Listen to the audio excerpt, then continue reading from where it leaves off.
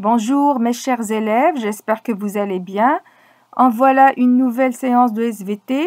La séance dernière était sur les micro-organismes et les armes qu'ils possèdent qui luttent contre notre corps et notre système immunitaire.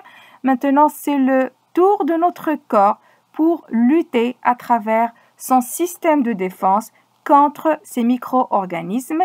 Et donc, je vous invite pour une nouvelle leçon. Vous mettez donc le titre en haut, les réponses immunitaires. Allons-y. On va alors commencer par la situation problème qui résume toutes les séquences du cours. Vous savez tous qu'on est dans un milieu, dans un environnement plein de micro-organismes partout présents. Et pourtant, on ne tombe malade que rarement. Donc, vous allez suggérer que le système de défense intervient. Là, c'est une idée qui est fausse, il faut la corriger. Notre système immunitaire, alors, n'intervient que lorsqu'il détecte un micro-organisme à l'intérieur du sang, c'est-à-dire dans le milieu intérieur. Je répète, à l'intérieur du sang, et non pas dans les organes. Lorsqu'il est dans les organes, il est dans le milieu extérieur. Et donc ici, le système nerveux n'intervient pas encore. D'accord? Ça, c'est la première des choses. Deuxième des choses, il faut savoir que notre corps est capable de reconnaître le soi, c'est-à-dire tout ce qui appartient au corps, et donc le préserver, et le non-soi, c'est-à-dire qui n'appartient pas à notre corps, c'est-à-dire un élément étranger de notre corps, pour directement lutter contre. D'accord? Alors, notre cours portera sur 4 séquences. La première, on va déterminer les différentes barrières naturelles qui s'opposent à l'entrée des microbes, c'est-à-dire empêchent les microbes de pénétrer à l'intérieur de notre corps. En deuxième, on va voir les mécanismes de défense, quels sont les différents mécanismes de défense qu'on possède pour lutter contre les différents microbes. Et en troisième séquence, on va voir si jamais, par exemple, on n'arrive pas à combattre ou à abattre un micro-organisme, quelles sont les formes comment on aide ce système immunitaire en cas de besoin, c'est-à-dire on va voir dans ce cadre les médicaments, etc. Et en dernière séquence, en dernier lieu, on va voir les formes de dysfonctionnement, c'est-à-dire des défaillances que peut se présenter chez certains individus qui souffrent d'un dysfonctionnement de leur système immunitaire. Allons-y. Je vous propose alors la première séquence, quelles sont les différentes barrières naturelles qui s'opposent à l'entrée des microbes. Vous allez prendre ce document sur votre cahier de documents, vous le collez s'il vous plaît sur la partie dessin. Comme vous voyez, les barrières se divisent en deux. Les barrières physiques, dites aussi mécaniques, et les barrières chimiques. Les barrières physiques, comme par exemple la peau, comme vous voyez, la peau est constituée de 2 couches, l'épiderme et le derme, ce qui la rend un peu épaisse et donc susceptible d'arrêter l'invasion microbienne et empêcher ainsi la pénétration des microbes à l'intérieur du corps. Il y a aussi la présence de cellules ciliaires, ces cellules qui continuellement vont éliminer les particules étrangères sur notre peau. Pour les barrières chimiques, ce sont des substances chimiques sécrétées par certains organes, comme par exemple les larmes au niveau des yeux qui contiennent des enzymes, la salive qui contient aussi des enzymes qui peuvent digérer les cellules bactériennes, l'observation de la muqueuse nasale, c'est-à-dire les sécrétions nasales, surtout lorsqu'on est enrhumé, il y a des sécrétions très épaisses nasales qui font éliminer le maximum les cellules microbiennes et les empêcher d'entrer à notre corps et arriver jusqu'au sang. Le suc gastrique, vous savez tous que le suc gastrique est un suc très acide, étant formé ou bien qui contient de l'acide chlorhydrique, c'est de 3,5 de pH, et donc cette acidité est susceptible de tuer les microbes qu'on peut avaler avec la nourriture. Aussi, il y a certains épithéliums ou des muqueuses qui tapissent l'intérieur des organes comme l'estomac et l'intestin grêle et ainsi empêche aussi au niveau vaginal chez la femme et ainsi empêche ou la protège ses organes de l'invasion microbienne. Vous prenez le résumé de ce paragraphe alors. Les barrières naturelles sont les premières barrières de défense de l'organisme contre les micro-organismes pathogènes. On en distingue deux types de barrières. Les barrières physico-mécaniques, ce sont les épithéliums. Elles sont formées par la peau, la muqueuse, les cils, les poils, etc. Les barrières chimiques qui sont formées par des liquides visqueux sécrétés par les muqueuses, ce sont les larmes par exemple au niveau des yeux, la sueur au niveau de la peau, la salive au niveau de la bouche, le pH acide au niveau de l'estomac, les sécrétions enzymatiques digestives au niveau des glandes digestives, les sécrétions vaginales et spermiques chez l'homme et la femme. Les barrières chimiques agissent par l'acidité de milieu ou par les enzymes qu'elles contiennent pour empêcher la prolifération des bactéries susceptibles de s'introduire dans l'organisme ou les détruire. On va prendre une petite remarque, il y a quelques personnes qui parlent de barrière écologique. Qu'est-ce qu'on veut dire par là si jamais vous rencontrez ce terme, barrière écologique? Eh bien, ça veut dire qu'il y a des bactéries amies, des bactéries dites des bactéries amies. Pourquoi on dit comme ça? Parce que ce sont des bactéries qui entrent en compétition avec les bactéries pathogènes et ils sont présentes naturellement sur notre peau et ainsi ils limitent leur installation, les installations des bactéries pathogènes sur la peau ou dans le tube digestif. Bien, maintenant la deuxième séquence. Voilà, on a eu une blessure, c'est-à-dire une bonne occasion pour la pénétration des microbes. Qu'est-ce qui va se passer par la suite? Donc, vous prenez la deuxième séquence. Quels sont les mécanismes de défense contre les microbes? Première activité, réponse immunitaire non spécifique ou dite encore naturelle. Je vais par la suite, suite du déroulement de la séance, vous allez savoir pourquoi cette appellation. Alors, vous posez le sous-problème, s'il vous plaît. Il arrive parfois que l'on se blesse. Les barrières naturelles sont alors altérées. Cette lésion peut être une occasion idéale pour la pénétration des microbes, c'est-à-dire on est contaminé, et leur prolifération, c'est-à-dire on a eu une infection. Ceci se traduit par une réaction inflammatoire. Ça, c'est le premier terme que vous allez rencontrer que vous rencontrez sur ce cours, la réaction inflammatoire. C'est la première réaction avec laquelle ou à travers laquelle le corps réagit suite à une invasion microbienne. Alors pour ceci, on va voir 3 détails. Quels sont les symptômes de la réaction inflammatoire, c'est-à-dire comment je dois reconnaître une réaction inflammatoire. Deuxième, quels sont ses mécanismes, comment elle s'effectue et quelles sont ses caractéristiques. Allons-y. On commence donc par les symptômes de la réaction inflammatoire. Bien, vous vous êtes certainement blessé un jour. Qu'est-ce que vous avez remarqué alors?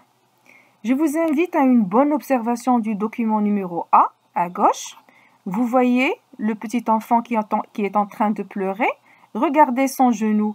Il a eu donc une blessure, une plaie au niveau du genou. Le symptôme majeur, c'est quoi qui nous attire? C'est la rougeur qui tapisse toute la surface de la plaie. On parle d'un érythème. Il est dû à la dilatation locale des vaisseaux sanguins et une accumulation et un afflux du sang à ce niveau. Aussi, on peut sentir une chaleur, ou bien localisée au niveau de la plaie, ou bien généralisée sur tout le corps si jamais on a une plaie assez importante, assez profonde. On remarquera aussi un gonflement, c'est-à-dire un œdème. Ça, c'est un mot scientifique qu'on a déjà vu dans le premier semestre. Un œdème, c'est-à-dire un gonflement dû à la sortie de plasma et du sang des cellules. On va voir par la suite. Regardez le schéma à côté. Il nous explique ces symptômes-là qu'on va voir par la suite en détail. Et le symptôme majeur qui nous fait pleurer, c'est la douleur, due bien sûr à une excitation des terminaisons nerveuses, comme on a déjà vu dans la leçon précédente. Pour ceci, je vous invite de prendre votre document sur le cahier de documents et le coller sur la partie dessin, s'il vous plaît. Ça montre l'évolution d'une plaie pendant une piqûre avec une aiguille souillée et comment la plaie a évolué sur le document numéro 2. Alors, c'est très clair, le gonflement, la rougeur au niveau du plaie. Aussi, on constate une dilatation du vaisseau sanguin, ce qui fait baisser le débit sanguin et donc l'accumulation de la chaleur au niveau de la plaie. Aussi, on remarque qu'il y a une sortie des cellules blanches, ce sont les globules blancs polynucléés qu'on appelle aussi granulocytes ou bien polynucléaires à travers la paroi du vaisseau sanguin en direction de la zone lésée. Cette sortie s'appelle diapédèse, le mot scientifique ça s'appelle diapédèse, elle est facilitée par la sortie du plasma. Et donc dans la région lésée, on aura une accumulation des cellules polynucléaires et les cellules bactériennes plus le plasma, ce qui fait gonfler la plaie. Dans la zone derme, il y a aussi des terminaisons nerveuses qui sont excitées par les toxines libérées par ces bactéries, ce qui donne la sensation de douleur. Voilà. L'interprétation des symptômes est résumée sur le texte. Vous allez le prendre sur la partie court, bien sûr. Au niveau d'une plaie, il s'installe un ensemble de mécanismes physiologiques de défense visant à réparer ces lésions. On note 4 symptômes majeurs à ce niveau. C'est la rougeur, qu'on a appelée érythème tout à l'heure, due à la dilatation locale des vaisseaux au niveau de la plaie, c'est-à-dire c'est un afflux du sang envers cette partie. Chaleur liée au ralentissement de la circulation sanguine au niveau de la zone lésée, un gonflement ou bien œdème, comme appellation scientifique, dû à la sortie du plasma et des leucocytes, c'est-à-dire les granulocytes, des vaisseaux sanguins vers les tissus lésés, et une douleur due à l'excitation des terminaisons nerveuses des fibres sensitives de la peau. Je vous invite à prendre ce document, vous l'avez aussi sur votre cahier de documents. Donc, vous mettez petit b, mécanisme de la réponse inflammatoire. Je vous ai expliqué tout à l'heure que la sortie des globules blancs à travers la paroi des vaisseaux sanguins s'appelle le phénomène de diapédèse. Le document ci-contre vous présente comment se fait cette diapédèse, c'est-à-dire à travers des faux pieds, toujours avec la membrane cytoplasmique de ces globules. Et ce qui facilite ces sorties, c'est le plasma. Et le tout s'accumule dans la région lésée. Alors, vous écrivez après le texte, l'inflammation crée un environnement propice, c'est-à-dire il est idéal au recrutement des globules blancs, les polynucléaires. Ceux-ci quittent les vaisseaux sanguins à travers la paroi, c'est le phénomène de diapédèse, et se dirigent vers les microbes pour les avaler et les digérer. Et voilà le nouveau terme scientifique, c'est la phagocytose. Phagocyter, c'est-à-dire avaler les cellules microbiennes. C'est-à-dire que le globule blanc a pour tâche maintenant d'avaler, il est sorti pour une tâche précise, c'est avaler les cellules microbiennes. On dit que c'est un phénomène appelé phagocytose. Et dans ce cas, le globule blanc n'est plus appelé polynucléaire, mais il est appelé phagocyte. On arrive maintenant au C, les étapes de la phagocytose. Donc, vous allez prendre votre document sur la partie dessin, vous le collez s'il vous plaît. Je parle du dessin en haut vers la gauche. Il est résumé en 5 étapes. Normalement, il y en a qui le détaillent en 5. Il y en a qui le résument en 4 étapes comme si c'est présenté au-dessous. D'accord? Mais généralement, ça revient au même. Ce sont les mêmes étapes. D'accord? Alors, on commence par le haut.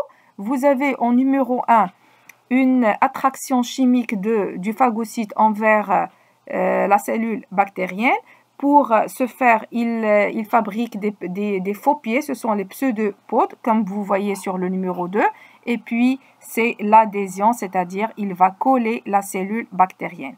En 3, c'est la phase d'ingestion. Regardez, la bactérie, elle va être enfermée à l'intérieur d'une vésicule grâce à la membrane cytoplasmique du phagocyte. En numéro 4, le voilà, il est à l'intérieur. Maintenant, c'est le rôle des enzymes que contient cette vésicule et qui vont essayer de digérer la cellule bactérienne. Dans ce cas, après cette phase, cette étape, il se présente deux cas. Deux cas donc sont probables, le 5A et le 5B. Ou bien, comme on s'attend, en numéro 5A, la cellule bactérienne va être complètement digérée et donc le phagocyte va réussir sa tâche. Ou bien, et dans ce cas, il va rejeter les déchets de cette cellule microbienne et on parle d'une phase de rejet de débris ou bien une phase d'exocytose. Ou bien le deuxième cas va s'imposer, c'est le 5B, c'est-à-dire qu'il n'arrivera jamais, il n'arrivera pas à vaincre cette cellule et à la digérer. Je parle de la cellule microbienne. Et dans ce cas,